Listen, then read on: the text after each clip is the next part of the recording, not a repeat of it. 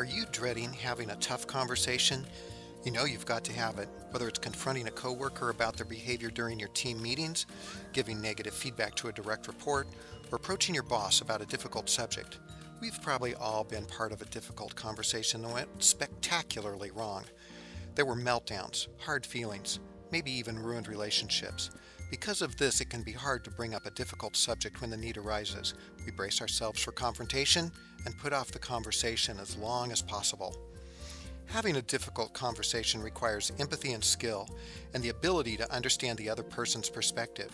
If you're worried, good preparation can help you feel more comfortable. Here are some ideas to help. Set the emotional tone. Even people who don't think they're good at reading body language are still pretty good at picking up on other people's emotional cues. Think about a time when your partner or friend was stressed. Even before you knew what was going on, you probably started to feel stressed yourself. When having a difficult conversation, the other person will take cues from you.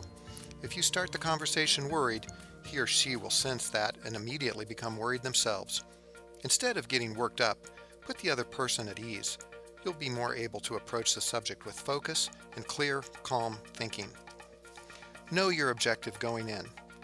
What do you hope to accomplish with this conversation? Think through your desired objectives and outcomes beforehand, and be sure to understand what your non-negotiable points will be. Are there specific actions you want the other person to take at the end of the conversation? What exactly do you want them to understand? Knowing your objectives ahead of time will help you plan for any obstacles to your desired outcomes. One caveat: even though you should have a game plan, don't stick to it blindly. The conversation should be two-sided, and what you learn during the conversation may cause you to change your course of action. Be open to new ideas. Don't assume you know everything about the situation. You may think everything is perfectly clear, but you might not know both sides of the story. Approach this conversation with an open mind and make it clear that you're trying to understand the other person's perspective. This will help you not only get a better grasp of the situation, it will also put the other person at ease to know that you are willing to listen to them. Approach the conversation from the perspective of collaboration. The instant the other person thinks your approach is too aggressive, they'll start to get defensive.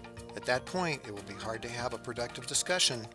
To minimize the potential of a defensive response, try to frame the conversation in terms of working together to solve a common problem. That common problem may be caused by the other person, such as in the case of a performance or behavioral issue, or that problem may be external and affecting you both. Whatever its origin, it's creating a non-productive work environment. That puts you both on the same team. Practice aloud ahead of time. You may have your conversation scripted perfectly in your head, but things don't always sound the same when you say them out loud.